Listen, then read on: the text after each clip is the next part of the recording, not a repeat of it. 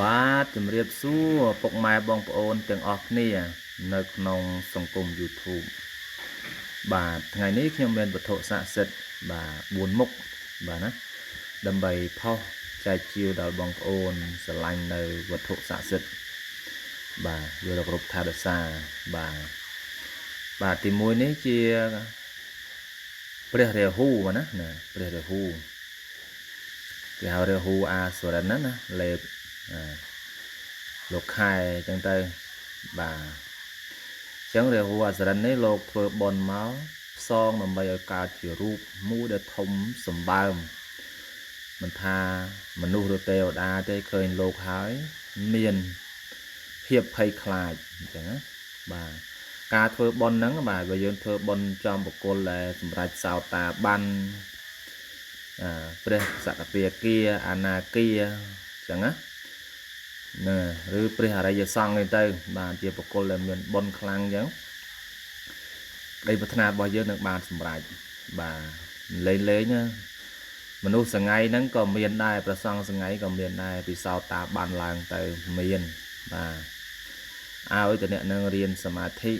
បាទណារៀនសមាធិកាន់បានជាប់លាប់បាទហើយអ្នករៀនសមាធិបើគេរៀនខ្ពស់មែនទែនទៅគឺយើងមិនអាចកុហកគេបានទេបាទយើងមិនអាចអួតលើសមត្ថភាពនិយាយលើសមត្ថភាពគឺគេក៏និយាយមកគេដឹងតែម្ដងបាទអញ្ចឹងសាងពីក្លឹមត្រាំងខ្លាចជាថ្មណាបាទឈើត្រាំងខ្លាចជាថ្មឬក៏ហៅផូស៊ីលដើមត្រាំងបាទណានេះចាយន្តស្ដេចអឋិនបាទការពារក៏បានស្នេហ៍មហាលៀបមហានិយមក៏បានដែរណាមានមេពាក់បាទពាក្យធាតុទាំង4ហ្នឹងទៅបាទគេប្រើខាងអីគេប្រើខាងមហាអំណាចមហាអំណាចតណាតណីហ្នឹងខ្មោចព្រាយបិសាចខ្លោបខ្លាចនៅព្រះរាហូនេះឯង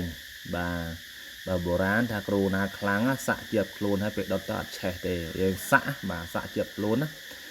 ពេលដែលយើងស្លាប់ទៅដុតអត់ឆេះទេយន្តព្រះរាហូហ្នឹងចឹងយន្តអដ្ឋាននេះគឺការពារណាហ្នឹងហើយអំពើអំពន់ឬក៏អាវុធយុទ្ធភ័ណ្ឌហ្នឹងទៅក្លឹមត្រាំងគឺការពារអំពើអាបធ្មប់អីចឹងទៅហើយ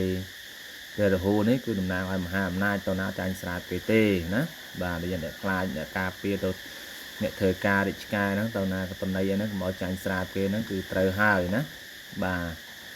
នេះមាន2អង្គណាដូចគ្នាអាចារ្យយន្តដូចគ្នាបាទខ្នាតបតោងបាញ់ពេញចិត្តអាចចែកជាបានបាទហើយមួយអង្គនេះក៏នៅមួយខ្ញុំយូរបាទគេហៅដំបងវាយស្គរបាទដល់ប្រមាណបាទទស្សវត្សទេយូរណាស់ព្រះសង្ឃមួយអង្គហ្នឹងលោកយករឹសបេងហ្នឹងបាទរឹសបេងហ្នឹងក្លឹមរឹសបេងហ្នឹងជាយកមកធ្វើលបងវាយស្គរនៅវត្តអញ្ចឹងគេវាយខែភាសាវាយរហូតដល់ពេលលោកអស់ប្រជញ្ញទៅលោកក៏ទុកដំបងវាយស្គរហ្នឹងឲ្យកូនចៅដើម្បីយកមកឆ្លាក់ខ្ញុំគ្រប់ថែរក្សាអញ្ចឹងគេហៅរឹសក្រញុងអណ្ដែតទឹកណារឹសក្លឹមក្រញុងអណ្ដែតទឹកបាទហើយដំបងវាយស្គរនៅវត្តបាទកាន់ភាសាច្រើនភាសាណាឆ្លាក់ជាព្រះកំចាយអណៈមានច្រើនអង្គមានព្រះមានអីសីមេទៅតែយកតែមួយអង្គអណ្ដែតទឹកណាបាទប្រើខាងស្នេហ៍មហាលៀបមហានិយមបើឆ្លាក់ជាព្រះអង្គជាហើយខ្ញុំតែនិយាយរឿយៗអញ្ចឹងលោកបានសម្រេចដោយបុណ្យណាបានកើតជាព្រះអរហន្តបានអញ្ចឹងពោពេញដោយបុណ្យហើយគឺគោរពខាងណាក៏បានដែរបាទតែសំខាន់យើងអ្នកគោរពហ្នឹងតែអ្នកមានសិលផងដែរអញ្ចឹងខាងណាក៏បានរកស៊ីការពារក៏បានបាទសល់តែមួយអង្គទៀតបាទណាព្រះអង្គបិទមុខបាទសាងពីឈើអាថ័នឈើខ្មៅបាតសមុទ្របានតែឈើខ្មៅអាថ័នបាតសមុទ្រនេះគឺបើថាឈើខ្មៅនោះវាបាទកប់នៅក្នុងបាតសមុទ្រអញ្ចឹងទៅវាក៏កើតជាថ្មអញ្ចឹងឈើខ្មៅនោះឲ្យតែឈើសុទ្ធរបស់វាគេយកទុកលើផ្ទះលើសំបែងដើម្បី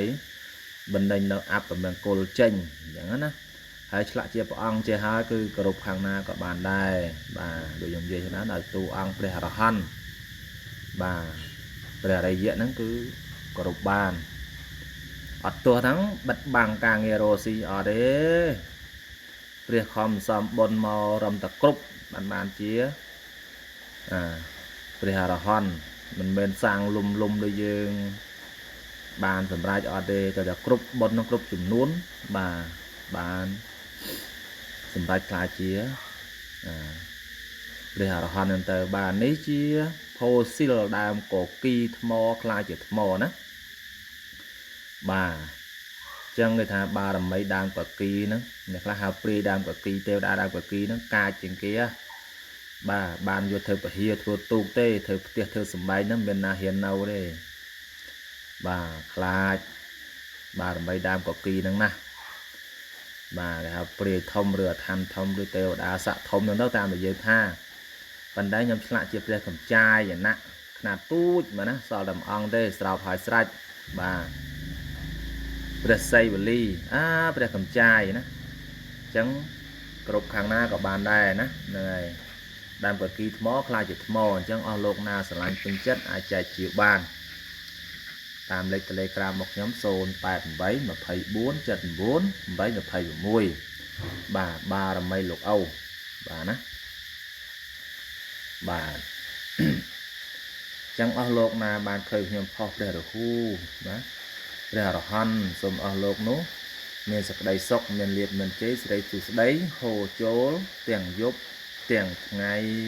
បាទសាធុ